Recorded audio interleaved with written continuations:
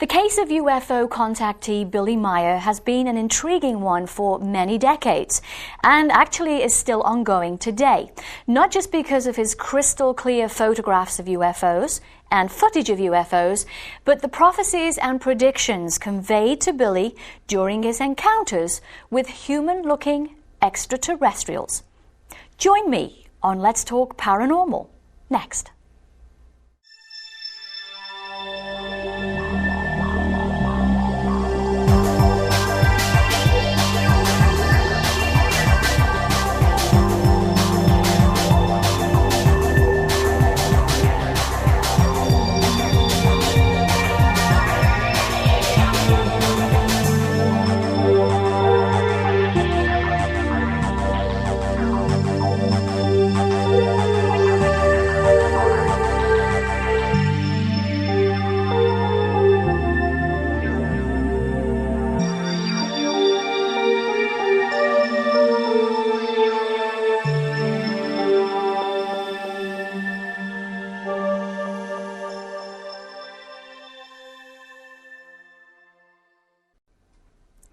My guest today, Michael Horn, is the official American media representative for Billy Meier, a simple Swiss farmer who's been having UFO contacts since the age of 5. And Michael has been researching this case for nearly 25 years. He's also a musician, a songwriter, an inventor. He created nail art. He's also the creator of Sit and Get Fit video fitness program, and for the last 30 years has all of that experience with yoga, tai chi, qigong, and various massage. There really is no end to Michael's talents, but tonight he's here to discuss and share with us information about Billy Meier and why he feels the case is a valid one. Michael, thank you for joining us tonight. 62 years of contact. How did you meet Billy? Well, actually, I met Billy 4 years ago for the first time, even though I'd been studying the case and all the information in it for many years before that, a little more than 20, actually.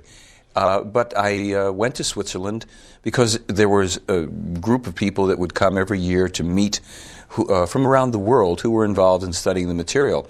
Even though I had done all of my work independently, I had decided just prior to that, by perhaps a half a year or so, to join a study group in LA that had a few people that were studying the material.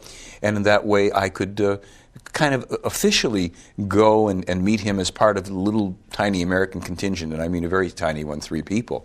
So I had the opportunity, and I went, and I just got back from my 4th year of visiting. Right. So what made the case valid to you that you felt that you wanted to go out and research this? Well, of course, when I saw the first photo book, as a lot of people did in 1979, I had that feeling of this is real. Now, you can look at something and say this is real or it isn't real, but you can't make a conclusion that you can stand behind based simply on impressions from photographs, one way or the other.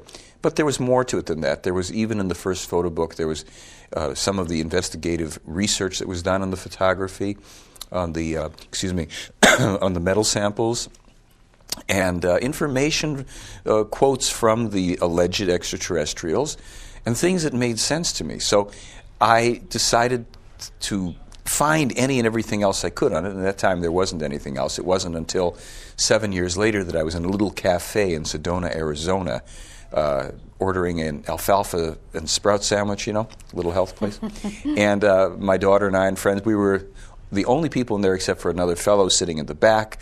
And because it was a health food restaurant, it takes a long time to make a little sandwich. Of course. So we got to speaking with each other, and it turned out that he was a retired IRS agent. We talked about Sedona, UFOs, Billy Meier case came up, and before you knew it, he said, well, when you get back to L.A., why don't you come up and read the contact reports? I said, what's that? He said, well, those quotes from the ETs? I said, yeah. He says, there's almost 2,000 pages of conversations that Meier had with these people, and that's what it's taken from. And I said, yeah. So when I got back to L.A., this is 86, I went up, and this guy gave me all this stuff, and I was reading it literally for weeks, partially because the translations were difficult, right. but primarily because they were so compelling and so interesting.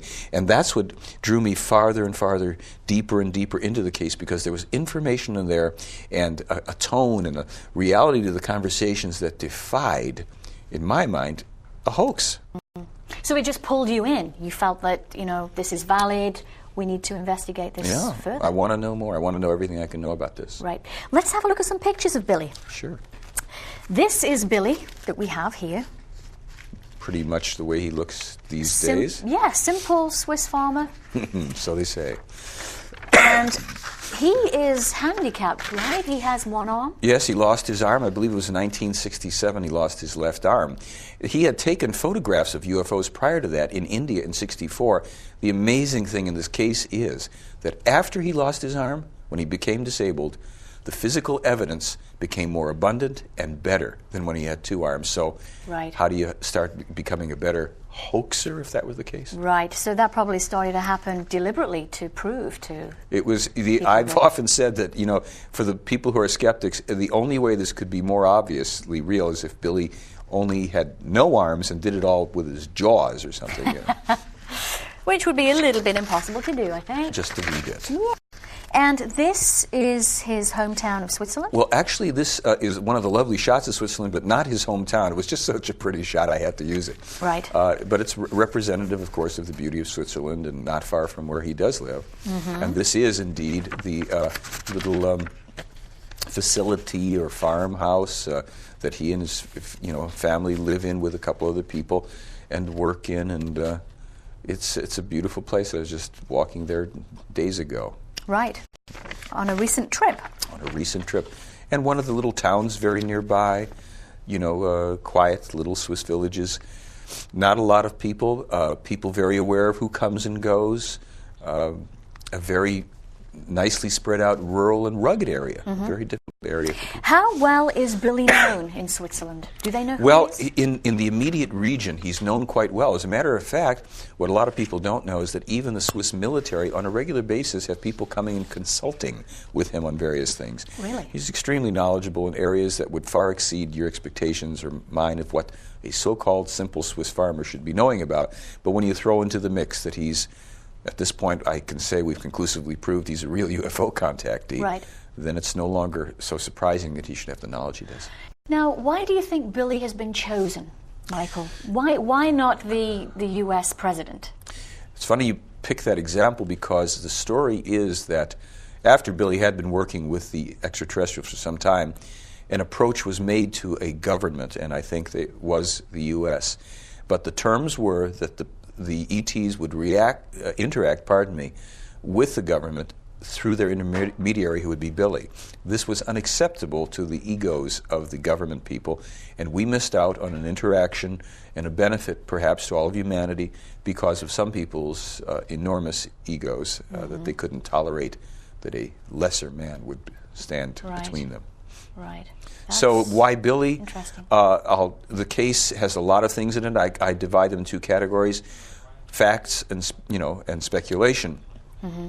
So the answer has to fall into the realm of speculation because it's based on reincarnation, which is not yet to us a fact of life. Excuse me. Apparently to the extraterrestrials it is, and Billy, not the person but the spirit, the eternal part of him, that we all have an eternal spirit. Mm-hmm. That spirit form or spirit has a very, very ancient past and one that has served as a prophet at different times on our world historically in the past. Right. Now, that's, as I say, that's speculative. Nobody has to believe this type of thing, but this is the answer they give, and at some point maybe we'll be able to verify that type of thing with reincarnation, all the rest of it. Mm-hmm. Absolutely.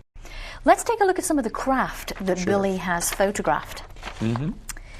And I believe that these people are Pleiadians? Yes, that's actually what they are called, formerly referred to as Pleiadians, because it was part of a deliberate approach on the part of the extraterrestrials and Billy to use this word Pleiadian because they come from the direction of the Pleiades star system, but in an altered space and time continuum because the Pleiades that we see from Earth are not inhabitable.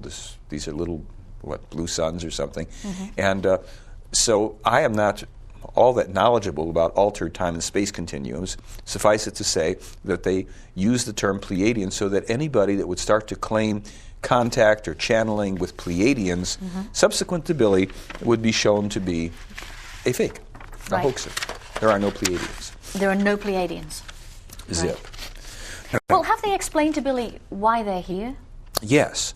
And this is kind of, I've encapsulated the idea in terms of calling it the Meier contacts, the key to our future survival.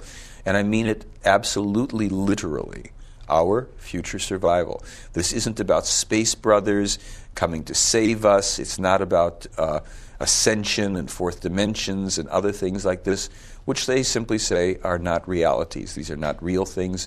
What's real is we are third-dimensional people. Yes, there's many dimensions. Yes, there's much to discover and learn, but we're going to do it here on this planet. They are here to try to assist us to prevent us from killing ourselves off, basically. Right. So they're concerned with how we interact with one another and the planet, how we're treating the planet. How we treat the planet, and especially the events that are unfolding now as we speak and have been for some time that pertain to the world and the wars. They've written about this, and some of the prophecies about this are literally ancient prophecies, and it's a huge focal point of the case. Well, as we can see here, Michael, these photographs are very clear. Let's just take another look here. Look at this one above the car, the truck. And that's a very interesting craft. It has the ability, apparently, to travel through time as well as space. Many, if not actually most, of Meier's photos are taken with other objects nearby, in front of, behind, for reference. So that people who could discern this, as well as the people who did the analysis in the photographs, could determine that they were indeed large, real objects, and that they were not hoaxed model. You could understand, Michael, that somebody would be very skeptical of seeing that picture. Oh, sure. That it's computer-generated, perhaps? Or? Yeah, the only problem is that when Meier took the photos between 75 and 79, there were no computers hanging around for people to play with and manipulate. There was no Photoshop. Of course. None of it existed. And Meier is living not in Hollywood. Meier is living in a remote Swiss village with no resources to fake things. What does Billy say when people tend to be very skeptical about all of these pictures? Well, of course, Billy always says people should be free to decide for themselves. This is not to be forced on people. That's why if these people are real, certainly they could land or show up anywhere, anytime. But we are supposed to do the work to determine for ourselves whether these are real. Now, of course, I should mention that a good number of the photographs were subjected to the most rigorous photo analysis, and I have a free report that I put on a website. People can just look at that stuff because it comes from a book, 1980 or 81, from the original investigative team. And recently, as a matter of fact, in 2001, February, I challenged the top international professional skeptics organization to duplicate only one of his photos and one of his films because they said it was an easily duplicated hoax. Right. Months went by after they'd accepted the challenge, and nothing was forthcoming. I told them at that point, instead of worrying about using cameras, you could go to computer, do anything you want. Well, it was well over 3 years. And after that period of time, they finally came out with 6 photos, that bore no resemblance to just visually. I mean, they looked like nice little things floating, but they weren't with trees in front. They didn't have the challenge. Nonetheless, I said, okay. They said, see, we've duplicated the effect. And I said, well, a science fiction movie can duplicate the effect, but aren't you aware that, we've got parameters here? Well, they didn't want to hear about it, and I was on a big radio show for 4 hours one night talking about their failure to duplicate. One of the guys called in, and the host of the show challenged him to have his photos analyzed as Meier's were, and he refused publicly. Really? At that point, the skeptical challenge to the Meier case bit the dust. Who were the people that actually analyzed these pictures? Well, this is an interesting thing. The investigative team went into facilities. They had to sign confidentiality agreements. We know that there were organizations that lent them some help, including persons from JPL, NASA, Michael Mallon of the Mars mission looked at the photos. Robert Post, special effects expert named Wally Gentleman from the Canadian Film Board. The equipment that was used was itemized. It was enormously expensive at the time. They used the best, quality equipment that was available for this type of thing, but they couldn't, by virtue of agreement, let people know exactly all the details of who and what was being used for the examination.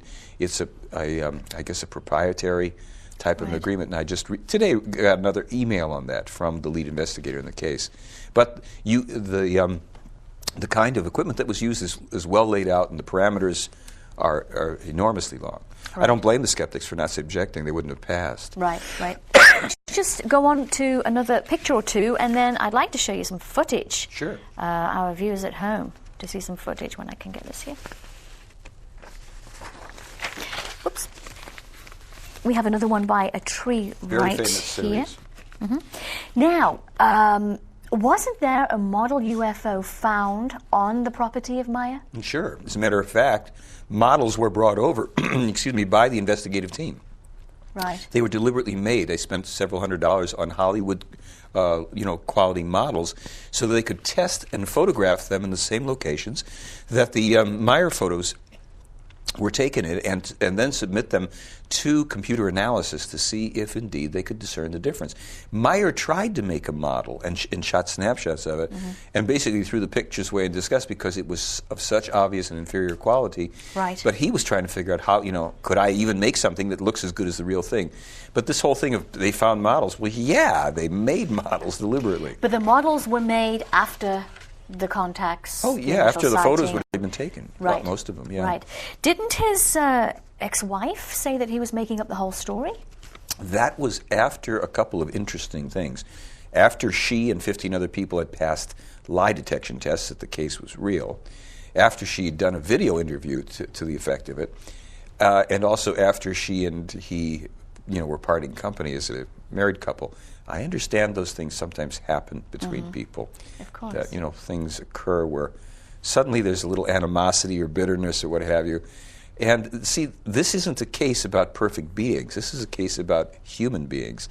And because of that, everything that could go wrong went wrong, including with the extraterrestrials, which I was just talking to Billy about last week. And we have to remember that these ideas of everything being perfect come from our conditioning, basically from religions and unreal type of thinking that this is not involved with. Right. Can we have a look at the footage that we have of Billy's UFO, that we can show everyone? Here you see one of Mr. Meier's 8mm movie segments of a UFO taken in 1978. Notice the two separate lights that momentarily flash on the cupola and the flanging of the ship. Mr. Meier and his wife recorded the sounds you are hearing in 1980 on a cassette machine, outdoors with 15 witnesses present. That was interesting footage that we just saw there, Michael. We're now going to see a second piece of footage where Billy's zooming in on the actual UFO by the tree. Yes. So let's take a look at that. Here is a video segment from 1981 of one of the most unusual UFOs ever seen, photographed, or filmed. If there's any doubt that the object is indeed a large unknown craft of some sort, watch as Mr. Meier zooms in on it from across the meadow, perhaps some 300 feet or so.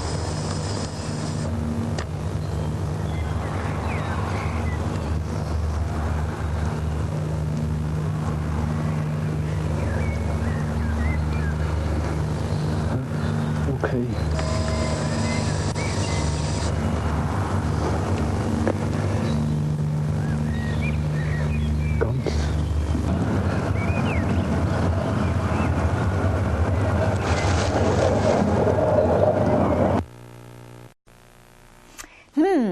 Was Billy alone when he took that? No. Who was there? The man who was the base commander for the extraterrestrials, named Quetzal, was standing to his left off camera. Okay. That segment, there's more to it, and he speaks to him. He asked him to move the ship around the tree, and Quetzal said, just shook his head. No, he doesn't speak out loud. They also can communicate telepathically. But Meier wanted a little more proof for people, but they always, hold something back, a little bit here and there, so that they don't force people to have to believe it. This still leaves room for people to be skeptical, even though I haven't seen anybody duplicate that film either. But wouldn't it have been so great if the extraterrestrial would have stepped in front of the camera and just said, "Here I am"?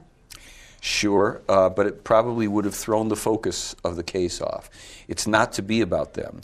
And they said to Billy, there are, for instance, in the book, there's a couple photographs of one of the extraterrestrial women, just excluding the face. You can see the hair, the arm, the gold suit, holding the weapon, what have you, but they don't want their faces photographed.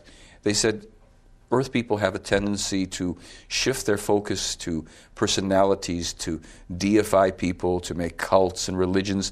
That happened in the past when their own forefathers were here, setting themselves up as the gods of our religious history.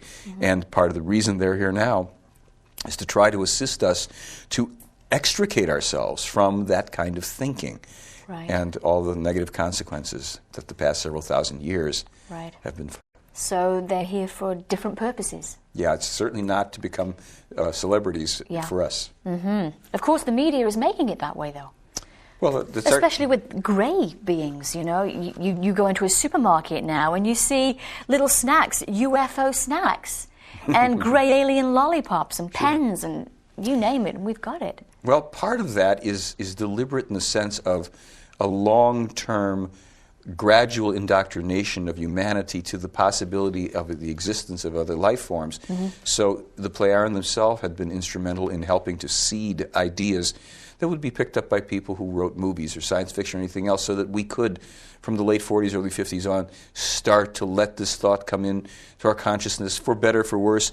We would view extraterrestrials as evil villains and strange aliens, cute little guys, and all the rest of it in between. But over and over and over again, the message is you're not alone in the universe. Right. Now, Billy had some other proof. He had some metal that was given to him by one of the Plejarens. Let's take a look at that footage that a scientist is talking about. Sure. And here's a brief segment of a video in which Marcel Vogel, a high-level patent-holding IBM scientist, comments on the remarkable metal alloy samples given to him by Meier, which he has just analyzed. Marcel Vogel, a senior scientist and chemist with IBM, had been carefully analyzing the tiny metal fragments Semyasa had given Billy. Metallurgical analysis had revealed the presence of the rare earth element thulium, but it was through the lens of a scanning electron microscope that Vogel made his most amazing discoveries. I could not explain the type of material that I have and its discreteness by any known combination of materials. I could not put it together myself as a scientist. If I were to take these combinations and put it into a furnace, melt it, then pour it out and pull a little ingot, I would see all of these elements present there in any one area. But I don't. I see this discrete bits of material. Now, it can only happen by some form of a cold fusion process where you have the elements present and you fuse them together so they still maintain their identity, but they interpenetrate into one another. It's also a challenge because I showed it to one of my friends who was a metallurgist, and he shook his head. He said, I don't see how it can be put together. And that's where we are right now. And I think it's important that those of us who are in the scientific world sit down and do some serious study on these things instead of putting it off as figments of people's imagination. Could I say this material is extraterrestrial? It doesn't look like anything that we've made here. At this moment, I would feel very much inclined to accept what was given to me as being true. I see. I respect the people I've met so far, their integrity, their willingness to work. Mr. De La Tosa in his work on photography, and Mr. Stevens, the way he has done his best to give me specimens. We have all done this for one thing, to serve and to find out what truth Wow. Where is that metal today? Those metal samples no longer exist. They magically disappeared from a safe at IBM. No. Yes, yes. See, this is part of the reason why generally when I talk about this case, I say, look, this is either the biggest and most impenetrable hoax or hands down the most important story in all of human history. There's nothing in the middle here. Mm-hmm. Did Billy say why they gave him a piece of metal? What the purpose? They wanted to provide a little more physical proof so that we can't take this all in. If you look at the Meier case over even the past 25 or 30 years, you realize there have been 19 documented assassination attempts on this man's life. Really? 19. I wasn't aware of that. Oh yeah, he's been dodging bullets and knives and hatchets and you name it. Humanity as a mass consciousness really isn't ready to have thrust upon us the reality of extraterrestrial life. And they're not here to thrust themselves upon us. They wanted to build a base of credibility for other reasons. And that has to do with our future survival. So they have gone through a very painstaking and slow and laborious process that's caused them and Meier enormous difficulties as human beings. And it's all been written and transcribed, and that's a good part of it. Right. And do the U.S. government know of Billy's case? I take it that they do. Absolutely. As a matter of fact, when I spoke with Wendell a few weeks ago, he told me that some years back, Wendell Stevens, the lead investigator on this case, he was talking to a high-up in the unofficial government who told him that they'd been surveying and observing Meier for years. They couldn't penetrate the group, but they'd taken photographs of the UFOs themselves. Really? And when I saw Billy a few days ago, he verified that that was true, and he knew the Americans had been observing him. Wow. Michael, I thank you for coming on the show today. We're going to have you back next week because we're going to do part 2 of the prophecies and predictions that were given to Billy. And in the meantime, if our viewers log on to your website, they can catch this book, And Still They Fly, at your website, which is theyfly.com. I've got my book, not my book, but the book and my DVD there, and we'll be able to give them this a lot of information. Totally free stuff, more than a dozen articles that they can research themselves and just start to find out what this means to them. Theyfly.com. That's right. And check out my website too, letstalkparanormal.com. You'll find more about Michael and Billy on there. And until next week, keep your eyes to the skies. Bye-bye.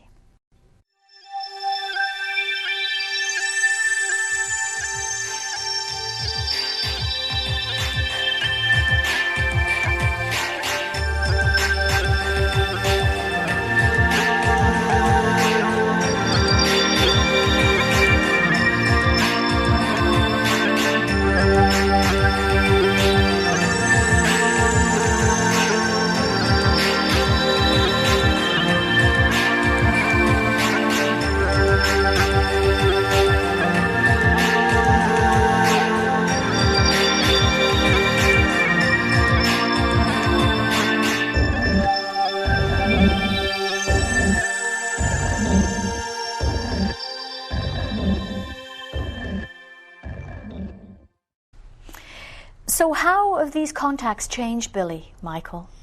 Well, it's a hard thing to say because let's remember he started his contacts when he was 5 years old. But in terms of what he's written about it, it produced stresses for him with other people in his life, with the people at school and all this, because he couldn't tell the kids, and he became more introverted in certain ways. At the same time that he was having these troubles, it was because he was having these experiences with the extraterrestrials who were tutoring him. And by the time he was 7 years old, he was told he had the thinking capacity of a 35-year-old man. Really? When they presented themselves to him, did they say they were extraterrestrials? How did they... The way it actually all began was his father and he had been outside, and they noticed a strange-looking object go, flying through the skies, a silvery disc. He asks his father what it is. His father says, "I don't know, I think it's a weapon from Hitler." This is 1942. And that was forgotten about, sort of, by the father, but not by Billy. Then shortly thereafter, Billy felt, he was outside playing, and he felt drawn to go into the woods. He was getting a sense inside his head that he heard somebody talking to him. This is kind of compressing the story a bit. He went into the woods, and there was a man, an old man, standing in what looked like a diver's suit to Billy. deep-sea diver, in front of a pear-shaped craft. Right. And it began his contacts with this man named Svath. And Svath was his first extraterrestrial teacher. He could not talk to anybody about it except to the parish priest, Mr. Rudolph, or Father Rudolph Zimmerman. Mm-hmm. And it was this man who supported Billy enormously. Which is this man here. That's right. On the front of the book. This is the priest. That's right. I picked up the book. It's in German, and I just picked it up in Switzerland. Mm-hmm. And there's a picture of Billy as a child and mm-hmm. Billy as an older man. Right. And there were a couple other people that Billy was able to confide in, but it was a very small number. And his life became quite a split experience of having this teachings and being tutored and meeting with this man in the craft, sometimes taken up above the earth mm-hmm. and shown things and educated. It sounds like science fiction to us. Yeah, it does. Mm-hmm. It does. It was his experience, and it lasted with this teacher telepathically and physically for a few years, and then his voice faded before he was gone totally from Billy's life. Billy was told that when he was about 16, the next teacher would appear, and that was a woman named Asket. Right. There is also a photograph of a lady in here. What is her name again? Pobal Chang. That's right. She apparently saw Billy walking and talking with an extraterrestrial female. Quite a credible person. I think it's her grandfather was the head of an ashram in Marauli, India. I think it's called the Ashoka Ashram. Billy was there around 1964. Mm-hmm. And during that time, Billy had not only photographs, he was taking photographs of up to 8 of the craft above the ashram, but he was meeting with this woman, Asket, and he was walking around with her on the grounds and all. And Pobal was a young woman at the time herself. And not only did she remember, and there were other witnesses as well, she's just become the most prominent one.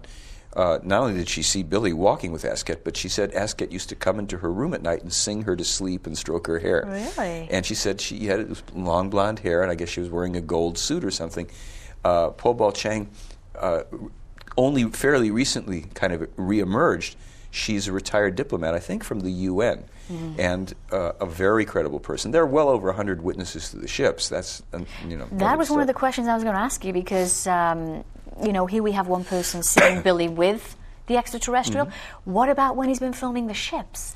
Well, for the most part, Billy could only go directly to the contacts and the filmings and what have you by himself, though he was allowed oftentimes to let people drive him up to a certain proximity. Mm-hmm. So over time, not only in Switzerland but other places, these ships were seen by, as I say, well over 100 people, and there's at least 4 other photographers of the ships. Some of the people who accompanied Billy in the car on a cold wintry night or whatever saw the ship either come or go, or saw Billy literally disappear standing in the middle of a field, mm-hmm. or reappear miles away, inexplicably totally dry during a rainstorm. And these are the kind of stories that have made the case fascinating and driven the skeptics crazy too. Right.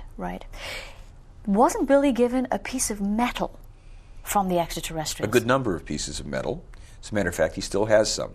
Now, why would an extraterrestrial give him a piece of metal? Well, what was the purpose? Just like he was given photo opportunities and filming opportunities and sound recording opportunities, they gave him some physical, metal samples, which were alloys, right. for the purposes of letting them be analyzed, so that it could add to the credibility of Meier's claims without still forcing the proof. Mm-hmm. So those metal samples are quite compelling because they were examined by a notoriously brilliant scientist named Marcel Vogel. Right. Now we're going to see a footage of that interview with Marcel Vogel.